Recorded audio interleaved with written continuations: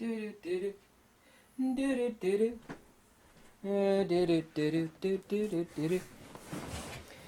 they say when life gives you lemons, you make lemonade, right? Well, that's really actually true of photography. I know basically wedding photography and event photography right now is kaput for countless reasons here in 2020. There are, however, an enormous amount of opportunities. Right now I'm doing product photography. That's one of them. The other one is a buddy of mine is doing photography of staff, nursing, and doctors in hospital settings because new methods and procedures are being set up in various hospitals, and he's actually been contracted to produce and narrate some images of doctors and nurses interacting, and they're going to use those as training tools and slides for updated training. And that was a job that, because of what's going on, was not out there in 2019. I'm doing actually product photography. There are a lot of opportunities, and I keep telling people this, and trust me, listen to me when I tell you this. If I'm lying, I'm dying and going straight to Hades. I tell you this factually right now. I've had more than a few people, actually quite a lot of people, tell me, I listened to you. Even some people said, I don't really like you, but I knew you were telling the truth because you're being honest about it, and I looked into it, and wow, this is great.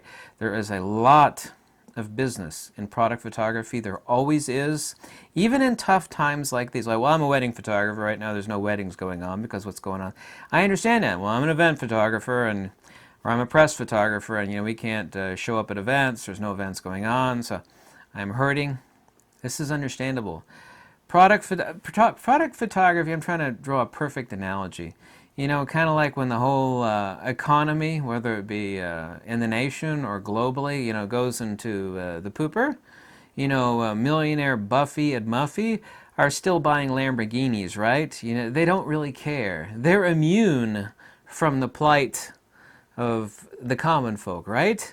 It just doesn't affect them because they have so much money, right? Product photography is kind of like that. It is immune. And here's a fact. Photographers, due to countless reasons that would take me like 20 minutes to go into, do not chase after those jobs. They're not glamorous. They don't know how to do it. They don't have the first idea how to do it. I can guarantee you that if you live in a halfway decent-sized metro area, it doesn't have to be big, that within a 100-mile radius of you, there are countless businesses. And if you check their website, 99 times out of 100, their images are horrible. Horrible. Thinking about cold calling them, showing up with your camera. It's like, well, why do you get your camera right? Well, I'm out shooting, I'm out doing some photography. Even if that's not true, show them your work. Tell them what they're doing right. You need to actually present, well, I could do a better job. Well, the client doesn't care if you could do a better job. Prove it to them. Like, well, look at this image you actually have on your website here. This is poorly lit. It's not high resolution enough because here's another fact that I mentioned this like 2 weeks ago. I think it might have been 3 weeks ago. Because the whole world right now is locked down, sitting in their homes. Basically, even if you live out in the sticks, right, in the middle of nowhere, you got high-speed internet. 99 times out of 100, like you could drive in the middle of nowhere, you still got high-speed internet. You know it, and I know it. People don't want to buy products based upon low-resolution, poorly lit shots with bad contrast. They don't want to do it. They can download a high-resolution image. It doesn't have to be medium format. It doesn't have to be a 190 megabyte TIFF file from a GFX camera. Let's say a 19 megabyte. I've done this to a few businesses. I said, listen, everybody has high-speed internet. They'll agree with you because everybody knows it. Yep, everybody, even my grandma out in the countryside has high-speed internet because grandma is watching Netflix. One of the big boons of Netflix and Hulu and all these other things, that everybody wants high-speed internet so they can watch movies at home, even if they live in the sticks. But now, since everybody's locked down and they're buying products online because they don't want to go to the store and put on their face diaper, they're shopping at home online. And this is the pitch you make to a business. And it's not nonsense. It's not poppycock. Say, listen, if you have a decent, well-lit, properly done shot that's of decent resolution, which your website does not have, Mr. So-and-so of business ABC XYZ, people will buy it. If, which you don't have right now, the resolution and the contrast and the lighting are decent enough, someone can open up like a 10 megabyte at the very minimum, like a 10 megabyte JPEG. You know, double click on the image. Wow, I see now what it is. You know, makes me confident. The fact that I can't tactily touch the product. I see this happens to me all the time. You know, it'd be something completely new that I've never seen in person, but I want to know details about it.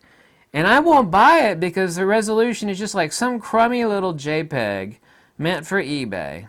You know, like a 1, 2 megabyte, even like a 4 megabyte, 6 megabyte JPEG. It's not enough. I can't get in there like this. And oh my God, okay.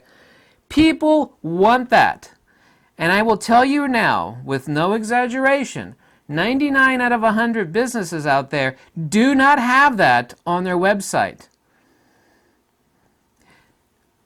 This is something else that you need to learn too. There are businesses that are looking for a good product photographer. This is understandable. They're looking for it, and there's not many people out there. There's nobody pitching to them. Here's something else you probably don't know. Is you tell, and this is one example, what I just got done telling you about a high-resolution image for people that are shopping online because the whole world is staying at home, right? You tell the client, there's an old saying that's like, I'm not afraid of what I know that I should be afraid of. I'm afraid of what I don't know. And what the client, the marketing client of the business, ABC, XYZ, or the vice president, depends on how big the company is, who you deal with, the marketing or the president. Small companies, you deal with the head. Big companies, you deal with marketing. You inform them of this is what you should be afraid of, your resolution of your images. People, you don't know what you're missing out on. There is no online analytics for a website that says, you know, Joe Blow looked at your image, but he didn't buy it because the image was too low resolution. It didn't give him enough information. Everybody has high-speed internet now. Essentially, everybody does. There are no online analytics for that. There aren't. So-and-so looked at it, but he didn't buy it. Well, why didn't he buy it? He doesn't say, well, I didn't buy it because your image. You know, nobody reports into the company that. I mean, maybe one person a million does. You inform the client, like, this is what you need, and here is why you need it. This is why you need high-resolution, well-lit, well-composed shots of your product, what you do. Not only does it impress people, but people that have never seen, they know they want it, and they've heard about it, and they know they need it, but, you know, they don't want to drive 1,000 miles. You know, they don't want to go XYZ place to look. They want to see a high-resolution. This is missing on 99% of businesses' websites. I've said this so many times before when I tell you this. There is a lot of money in product photography, and 99%, actually it's over 99%, of photographers are not pursuing it. A lot of that product photography, unless it's something as big as, you know, a huge TV set or larger, can be done in your house. You know, the client lets you borrow it. You take it to your studio, which may be your basement.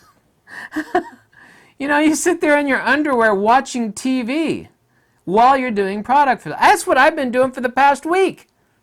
Not my underwear, but anyway. You know, I had some classical music blasting, you know, sipping on some orange juice, sitting in a chair, doing product photography. You know, I set my lighting here.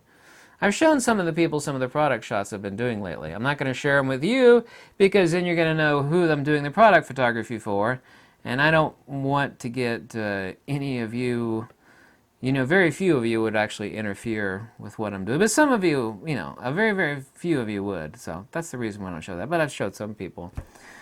But there's a lot of money to be had in photography right now, even with the world turned upside down. I'm not wrong on this. I'm not. You know, nothing ventured, nothing gained. Show up with your camera. First scope out the company. It's like I said, you go to their website. Wow, these images are bad. And they are. Or they're bad and low resolution. It's like, this is bad. That doesn't, you know, in a visual world, and everybody today is visual, that just doesn't fly. People anymore, are not turned on by, eBay 4 megabyte, 2 megabyte pictures of a product from a company. They don't want to see that. And this has been a study. People are way more, it's like totally off the charts, more pliable to buy something and are impelled to buy something if they can see, not this like 2 megapixel is like this is as close as I can get. You zoom in on it and it gets all pixelated. Yeah, someone's looking at XYZ product online. This does not compel somebody to buy something. This, however, does. Do you get my point? So just think about that, huh? There is a lot of money to be had right now in 2020 in product photography. Or, find, what my buddy did, taking, it doesn't have to be a hospital. You're taking pictures of nurses and doctors in special settings and using it as for training material. There's a lot of opportunity. And this is not exciting photography. It's not taking pictures of hot people. There's never been any money in that except for like a dozen people in the world, XYZ famous model photographer. Those guys are always getting into trouble anyway. Then their careers are destroyed because they can't keep their hands off the other people. It's like, looky, don't touchy. Those people are always getting into trouble. It seems like it, doesn't it?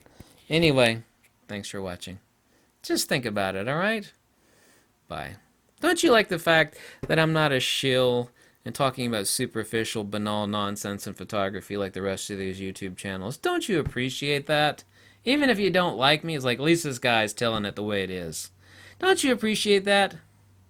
I hope you do. Goodbye.